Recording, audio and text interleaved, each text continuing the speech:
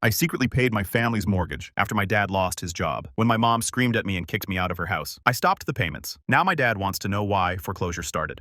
I, 29 male, and this whole nightmare situation started way back when I was a kid growing up in this middle-class suburb outside Phoenix. My family was the definition of dysfunctional, but I didn't realize just how bad it was until I got older and gained some perspective. My mom, Linda, was basically a walking stereotype of everything wrong with entitled women who refuse to grow up. Picture this, a 45-year-old former cheerleader who peaked in high school and never got over it. She worked part-time as a receptionist at some fancy dental office, but only because it made her feel important and superior to work somewhere with wealthy clients. She'd constantly talk about the expensive cars in the parking lot and how the patients dressed. Dad Robert was this quiet, hardworking guy who managed a small warehouse for a plumbing supply company. Good dude, but completely beaten down by my mom.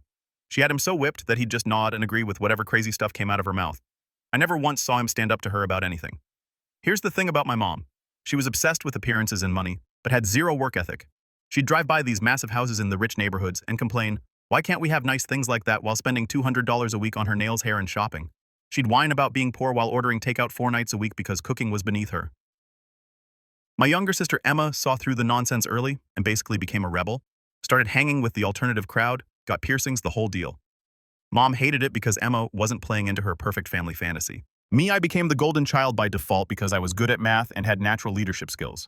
But even then, nothing was ever good enough. Get an A. Why wasn't it an A+? Make the honor roll. Tommy's mom says he's getting scholarships. It was exhausting trying to meet her impossible standards. The money fights between my parents were constant. Dad would come home tired from working 50+ hours a week, and Mom would immediately start complaining about how they couldn't afford this or that, but she'd never suggest working full-time herself. That was the man's responsibility according to her outdated mindset. I learned early that education was my ticket out. While other kids were playing video games or hanging out at the mall, I was studying and working part-time jobs, not because I loved school, but because I knew if I didn't get out of that house, I'd end up as miserable as my dad. High school was basically me working part-time at a local restaurant while taking every advanced class they offered. I started as a busboy but worked my way up to assistant manager by senior year. The owner took me under his wing and taught me about business operations, customer service, and management. Turns out I had a real knack for it.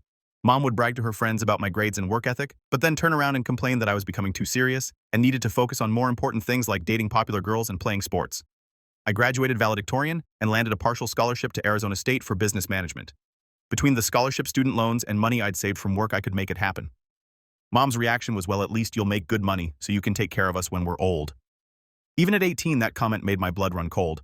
College was like discovering I could breathe for the first time in my entire life. 4 years of actually being around motivated people who shared similar goals, professors who genuinely cared about their students' success, and nobody constantly telling me what I was doing wrong or criticizing every decision I made. I studied hard, but also learned to relax and enjoy life, made some solid friendships that lasted beyond graduation, even dated a bit and had normal relationships. I graduated with a 3.7 GPA and immediately got recruited by a mid-sized commercial real estate company in Phoenix, doing property management and sales. Starting salary was $72,000 plus commission, which felt like winning the lottery compared to what I grew up with. I got my own apartment, a decent car, and for the first time in my life, I had money left over after paying bills. I thought I'd made it out of the dysfunction and could finally build my own life. I should have known Mom would find a way to ruin it. There I was, 23 years old, finally living my own life in Phoenix. Good job with advancement potential, decent apartment, actually had a social life for once. I'd drive back home maybe once a month for dinner, mostly because I felt bad for Dad. Those dinners were always the same routine. Mom would spend the first hour complaining about everything, her job, the neighbors, how expensive everything was, how other people's kids bought their parents nice things. Dad would just sit there eating in silence while she went off on these rants. Then she'd start in on me. You know, Jake, now that you're making all this money, you should really help your family out more. Or I saw Jennifer's son bought her a new car. Must be nice to have a son who appreciates his mother. The guilt trips were relentless, but I held firm. I was finally building my own life and wasn't about to let her manipulation drag me back down. Then, 2018 happened, and everything went downhill fast. The plumbing supply company got bought out by some massive corporate chain that cared more about profits than people, and they basically fired everyone over 40 to bring in younger, cheaper workers who would accept lower wages and fewer benefits. Dad was 52, had been working warehouse management his whole adult life, and his resume was basically supervised the same warehouse for 18 years with no college degree or specialized technical skills. He applied everywhere he could think of: Home Depot, Lowe's, other supply companies, warehouses, distribution centers, even retail stores that might value his management experience. But nobody wanted to hire a middle-aged guy with outdated skills when they could get some 25-year-old college graduate for half the salary and no health insurance concerns. After 6 months of constant rejections and "we'll keep your resume on file" responses, he was basically broken and had lost all confidence. Mom's reaction. Did she offer to pick up extra hours? Maybe get a full-time job? Heck, no. She immediately went into victim mode, crying about how unfair everything was and how they were going to lose their house. That's when I got the call. I was at work in the middle of showing a commercial property to potential tenants when my phone rang. Mom was sobbing so hard I could barely understand her. Jake, we're going to lose everything, she wailed. The bank sent papers. They're going to take our house. My stomach dropped. I knew their finances were shaky, but I didn't realize how bad things had gotten. How much do you need? I asked, already knowing I was about to make a huge mistake. Turns out they were 4 months behind on their mortgage, $7,200 to bring it current. Plus, they needed someone to cover the monthly payments going forward. Their house payment was $1,900 a month, and with Dad unemployed and Mom only working part-time, they were bringing in maybe $1,300 total. I had about $15,000 in savings at the time. Not a fortune, but enough to help. Here's where I messed up. Instead of just giving them a loan or telling them to downsize, I had this brilliant idea to save their dignity by working directly with their bank. I drove over that weekend and met with their mortgage representative, showed him my financials, my credit score, proof of income. After some back and forth, we worked out an arrangement where I would take over the monthly payments while their name stayed on the loan. The bank representative helped me set up this story about a family assistance program to explain why their payment structure was changing. My parents totally bought it. They thought the bank was just being generous because of Dad's job loss. So starting in December 2018, I was automatically transferring $1,900 every month to their mortgage company. Plus, I covered the back payments to stop the foreclosure. I told myself it was temporary. Dad would find another job, they'd get back on their feet, and I could stop the payments. 6 years later, I was still paying their mortgage. You want to know what 6 years of secretly paying someone's mortgage looks like? Let me break it down for you. $1,900 times 12 months times 6 years equals $136,000. That's not including the $7,200 I paid up front to stop the foreclosure or the occasional emergency money I'd send when they overdrafted their account or needed car repairs. Let's call it an even $150,000 over 6 years. That's a down payment on a house that's a new truck and a boat that's financial freedom. Instead, I was living paycheck to paycheck while my parents lived in their nice 4-bedroom house in a decent neighborhood complaining about their finances while I literally paid their biggest expense. The worst part, Mom got worse over the years, not better. See, once Dad lost his job, he kind of gave up. He'd do odd jobs here and there, helping people move yard work, handyman stuff, but mostly he just retreated into himself, started spending all day watching TV, barely speaking during family dinners. Mom, on the other hand, doubled down on her entitlement. Since she was now the primary breadwinner with her part-time receptionist job, she acted like she was some kind of martyr carrying the whole family. But here's the kicker. She also started acting like she was wealthy. New clothes every week, expensive highlights, every 6 weeks, manicures, pedicures, facials at the clinic where she worked. She bought this huge 75-inch TV for the living room, then a new bedroom set, then redid the kitchen with granite countertops, and every time I'd visit, she'd show off her new purchases like she was some kind of interior decorator. Look at my new designer purse, Jake. I deserve nice things after everything I've been through. Meanwhile, she's behind on the electric bill and I'm covering her mortgage. The comments about my life got nastier too. When I'd mention work stuff, she'd roll her eyes and say, "Must be nice to sit in an office all day instead of having a real job." When I started dating my girlfriend Sarah, Mom immediately started picking her apart. "She seems plain," was her first comment. "Don't you want someone who takes better care of herself? Someone who appreciates nice things?" Sarah was actually awesome. Worked as a teacher, down to earth, no drama, but she wasn't some high-maintenance princess. So Mom dismissed her completely. The guilt trips got more sophisticated too. You know, Jake. Other successful kids take their parents on vacations. Jennifer's son just took her to Europe. Or I saw the nicest Mercedes at the clinic today. The patient said her son bought it for her. Must be nice to have a son who shows his appreciation. I started dreading those monthly dinners, 2 hours of listening to Mom complain about money while showing off whatever new stuff she'd bought, all while I knew I was funding her lifestyle. My friends started noticing I was always broke, despite having a decent job. I'd turned down trips, couldn't afford to go out much, drove the same beat-up Honda I'd had since college. They'd ask what was up, but how do you explain that your mom is basically a financial parasite? The relationship with Sarah eventually ended because of the situation. She couldn't understand why I was always stressed about money, why I couldn't commit to moving in together, why I spent every Sunday driving over to have dinner with parents who treated me like garbage. "It's like you're married to your family instead of building a life with me," she said, when she broke up with me. She wasn't wrong. Work was the only place I felt normal. I'd gotten promoted to senior property manager, then to regional manager. My salary had gone up to $98,000 plus commission, but with that mortgage payment, I was still living like I made $60,000. I started keeping detailed records of every payment, every emergency loan, every dollar I'd spent on them. Maybe I thought I'd show them someday, or maybe I just needed to see the numbers to make it feel real. By year 4, I was having panic attacks. Just little ones at first, tightness in my chest when I'd see the mortgage payment go through, trouble sleeping after family dinners. My doctor suggested therapy, but who has time for therapy when you're working 50 hours a week and supporting your parents? The breaking point came last year when Mom started talking about renovating their master bathroom. $18,000 for new tile, a fancy shower, heated floors. She'd already picked out the materials and gotten quotes. We're going to use the home equity line of credit, she announced over Sunday dinner. It's basically free money since the house is worth so much more now. I nearly choked on my food. The house was worth more because I'd been keeping them from foreclosure for 6 years, and now she wanted to borrow against my equity to fund her renovation fantasies. That's when I realized this was never going to end. She would keep spending, keep demanding, keep taking, until I had nothing left, but I didn't know how to stop without destroying the family. Then came the Sunday that changed everything. 3 weeks ago was supposed to be just another difficult family dinner. I drove over, like always, stopped at the grocery store to pick up steaks because Mom had mentioned wanting a nice dinner. Yeah, I was still buying the groceries too, another thing she just expected. I walked into their house around 5 p.m., bags in hand. The first thing I noticed was a brand new sectional sofa in the living room. This thing was massive leather, probably cost $6,000 easy. What do you think of our new furniture? Mom called from the kitchen. I got it on sale, but it was still a good investment. We deserve to have nice things. I bit my tongue and headed to the kitchen to start dinner. Dad was in his usual spot at the counter staring at some game on his phone. He mumbled, "Hey kiddo," without looking up. What made this Sunday different was that Mom's sister Brenda was there. Aunt Brenda lived up in Colorado and rarely visited, maybe twice a year at most. Unlike my mom, Brenda had actually worked her way up from secretary to office manager at an insurance company. She owned her own house, drove a reliable car, took sensible vacations, everything Mom claimed she wanted but was too lazy to work for. Mom hated Brenda's success almost as much as she resented mine. "Look at you, Jake." Brenda gave me a real hug when she saw me. "Your mom tells me you're doing so well with your real estate job, regional manager already. Your parents must be so proud."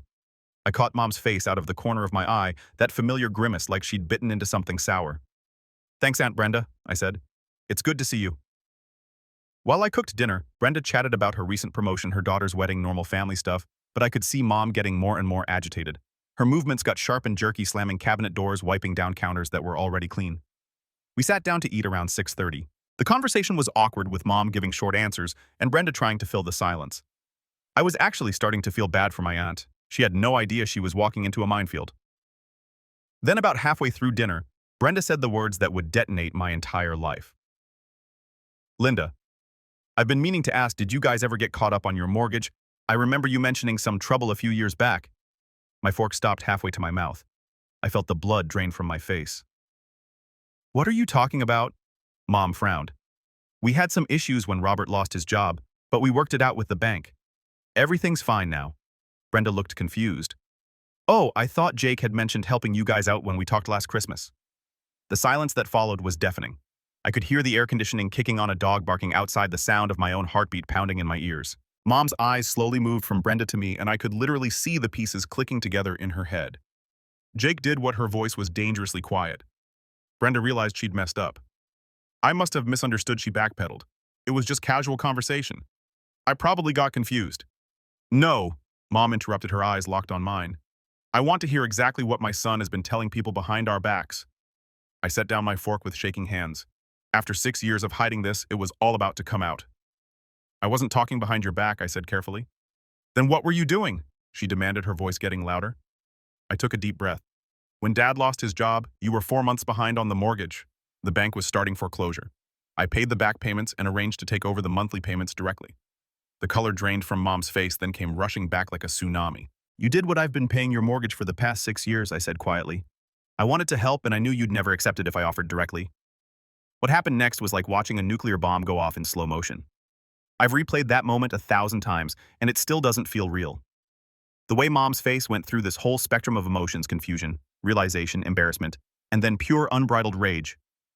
"So you went behind our backs," her voice was rising with each word. "Made us look like charity cases to the whole family. Nobody knows except you, me, the bank, and apparently Brenda," I said, trying to stay calm. "It wasn't about charity. It was about keeping you from losing your house. Our house." Mom stood up so fast her chair almost fell over. "You mean the house you think you own now? Is that why you're always acting like you know better than us, because you think this is your house?" Dad finally looked up from his plate. "Linda, maybe we should be quiet." "Be quiet, Robert," she snapped. "I want to hear this." She turned back to me, and the look in her eyes was pure venom. "You arrogant little jerk. You think because you make good money you can just swoop in and save us poor stupid parents? You think we're too incompetent to handle our own lives. That's not what I thought, I protested. I just wanted to help. Help! She laughed, but it was this harsh, bitter sound. You call lying to us for 6 years helping. You call going behind our backs and making us look pathetic, helping you were about to lose your house. I shot back, my own anger finally surfacing. The bank was literally weeks away from foreclosing. Everything you worked for would have been gone. So you decided to play God? Her face was purple, now decided that we were too stupid to figure it out ourselves. You couldn't figure it out. I stood up to face her. Dad's been unemployed for 6 years. Your part-time job barely covers groceries. Without me, you'd be living in some apartment right now. The words hung in the air like a grenade with the pin pulled. Mom's hands were shaking as she pointed at me. How dare you talk to me like that? After everything I've done for you, everything I've sacrificed, you ungrateful piece of garbage. Sacrificed, I couldn't help but laugh. What have you sacrificed? You work 20 hours a week, spend money on stupid stuff constantly, and act like you're doing me a favor by letting me pay your bills. I raised you, she screamed. I gave you everything, and this is how you repay me, by humiliating me in front of my sister. I repaid you by keeping a roof over your head for 6 years. I yelled back while you treated me like garbage and acted like nothing I did was ever good enough. You want to know what's not good enough, she snarled. Having a son who thinks he's better than his family, who lies and manipulates and acts like he owns us. I don't want to own you. I was shouting now too. I just wanted to help, but you can't accept help without making it about your pride and your ego. She moved closer, her face twisted with rage. Well, here's some reality for you, you arrogant jerk. This is my house, my home, and you are no longer welcome here. The room went dead silent. Even the background noise seemed to fade away. Get out, she said, her voice cold and controlled. Get out of my house and never come back. Since you think you own this place, let me make it crystal clear you don't, and you never will. I stood there stunned. Despite all the fighting, despite how toxic she'd become, she'd never explicitly kicked me out before. Linda, that's enough, Dad finally said, but it was way too little, way too late. Fine, I said, my voice surprisingly steady, if that's what you want. I grabbed my keys and headed for the door. Behind me, I could hear Brenda trying to mediate. Linda, you don't mean that you're upset. But I knew my mother. Once she made a declaration like that, she never backed down. I walked out the front door and didn't look back. In my car, I sat for a few minutes, hands gripping the steering wheel. 6 years of financial support, 6 years of putting their needs before my own, 6 years of enduring criticism and manipulation, and it ended with being thrown out of the house I'd been paying for.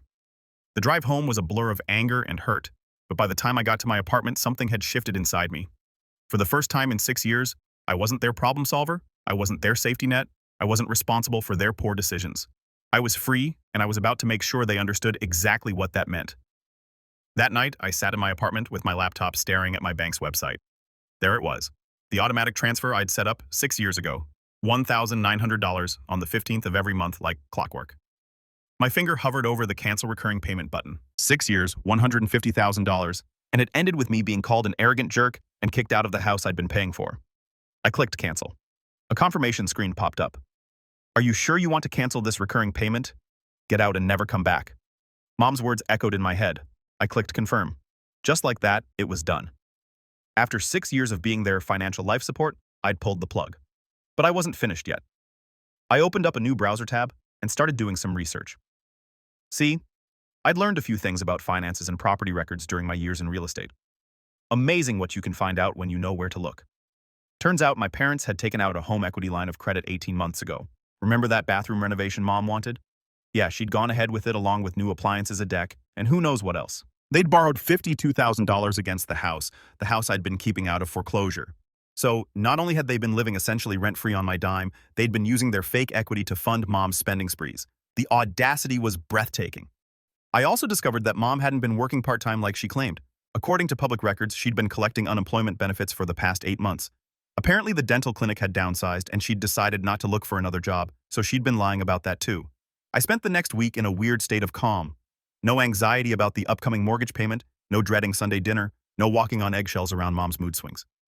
For the first time in 6 years, I felt like I could breathe. My phone stayed silent for the first week. No calls, no texts, no apologies. The silence was telling. Week 2, the messages started. Dad, hey buddy, hope you're doing okay. Mom's still upset, but she'll come around. I didn't respond. Dad having some trouble with the online banking. Can you help me figure this out? I didn't respond. Week 3, the messages got more desperate. Dad, Jake, we really need to talk. It's about the house. Mom, I don't know what game you're playing, but it needs to stop. Dad, please call. We received some papers from the bank. I maintained radio silence. They'd made their choice when they kicked me out. Now they could live with the consequences. 3 weeks after our fight, I got the text I'd been expecting. Dad, the bank called. They're starting foreclosure proceedings. We need to talk. I stared at the message for a long time. This was it, the moment of truth. The house they'd lived in for 20 years, the home I'd secretly saved multiple times, was about to be taken away. And you know what I felt? Nothing. No guilt, no panic, no urge to swoop in and save them again, just cold hard satisfaction that the consequences were finally catching up with them. I deleted the message without responding. The next day, my building manager called up. Mr. Carson, there's a Robert Carson here to see you, says he's your father. Send him up, I said. Time for the conversation I should have had 6 years ago. Dad looked like absolute garbage when I opened my door, hadn't shaved in days, clothes, wrinkled eyes red and puffy. He'd lost weight and looked about 10 years older than the last time I'd seen him. Jake, thank God, he said, relief washing over his face. We've been trying to reach you for weeks. I know I said not moving to let him in. I got your messages. He shifted uncomfortably in the hallway. Can we talk, please? It's about the house. I considered making him grovel in the hallway, but decided I wanted to enjoy this conversation. Come in. He practically collapsed onto my couch, head in his hands. Jake, I'm so sorry about what happened. Your mother, she was out of line.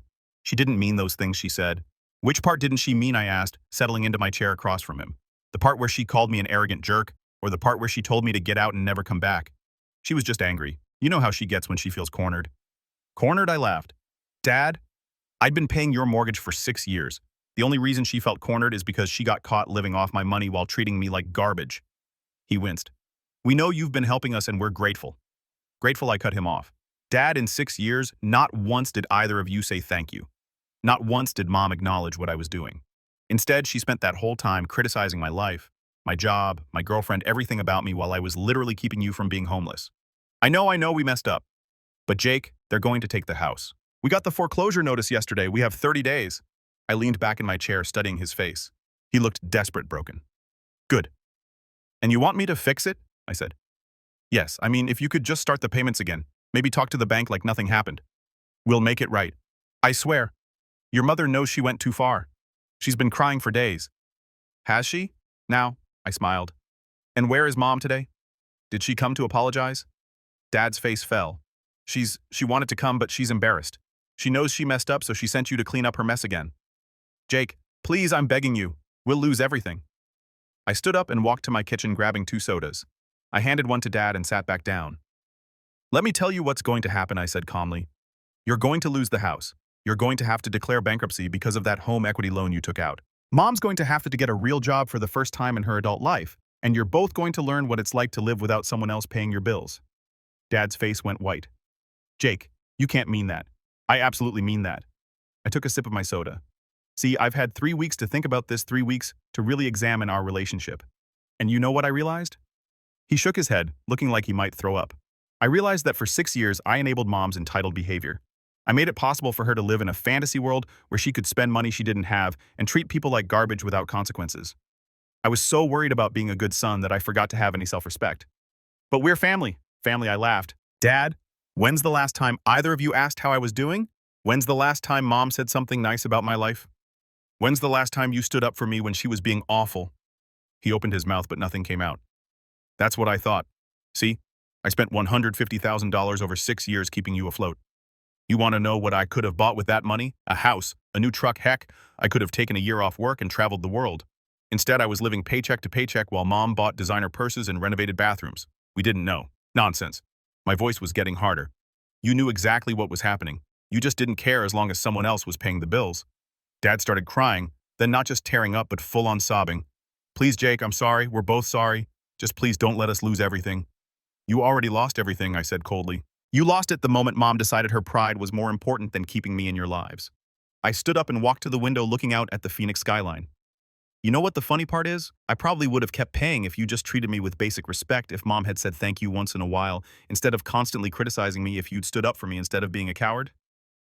I'll make her apologize, he said desperately. She'll get on her knees and beg if that's what you want. It's too late for that. I turned back to face him. See? I've moved on. I'm dating someone new. A great woman who actually appreciates me. I'm saving money for the first time in years. I'm building my own life instead of subsidizing yours. Dad was still crying, but now there was panic in his eyes. What are we supposed to do? Where are we supposed to go? That's not my problem anymore, I said simply. You're both adults. Figure it out. Jake, please. Your mother is scared. She doesn't know how to live without that house. Then maybe she should have thought about that before she kicked me out of it. I walked over and opened my front door. This conversation is over, Dad. You need to leave. He stood up slowly like an old man. Jake, I'm begging you. One more chance, please. You had 6 years of chances, I said. You blew every single one. He walked to the door, then turned back. What if your mother calls you? What if she apologizes? She won't, I said, and even if she does, it won't matter. Some bridges can't be rebuilt once they're burned. After he left, I sat in my apartment feeling better than I had in years. My phone buzzed with a text from Mom. Jake, please call me. I'm sorry. I need to talk to you. I deleted it without reading the whole thing. Then another. Please don't let them take our house. I'll do anything. Delete. Another. I was wrong. You're a good son. Please help us. Delete. By the end of the night, she'd sent 15 messages, each one more desperate than the last. I deleted them all. 2 days later, I drove by their house on my way to a client meeting. There was a foreclosure notice taped to the front door and a for sale by owner sign in the yard. I slowed down just enough to see Mom standing in the front window watching me drive by. She looked smaller, somehow older. When she saw my car, she ran outside and started waving her arms trying to get me to stop. I didn't even slow down. In my rearview mirror, I watched her collapse on the front lawn sobbing, and I felt absolutely nothing. 6 months later, I heard through the family grapevine that they'd lost the house and were living in a one-bedroom apartment across town. Dad was working at a grocery store, and Mom had finally gotten a job at a call center. They'd invited me to Christmas dinner at their new place. I had other plans. Some people might say I went too far, that I should have forgiven them and been the bigger person, but you know what? For the first time in my adult life, I'm truly happy and at peace. I'm engaged to Sarah. Yeah, we got back together after I got my life sorted out. I bought my own house and I sleep peacefully every night knowing I'm not being used or manipulated. Mom still sends me birthday cards and texts on holidays, always with the same message. I'm sorry, please forgive me, I love you. I throw them away without opening them. Some bridges deserve to stay burned forever, and some lessons can only be learned the hard way through real consequences. My parents learned that actions have consequences, and I learned that family doesn't give you the right to be anyone's doormat. Best trade I ever made in my entire life.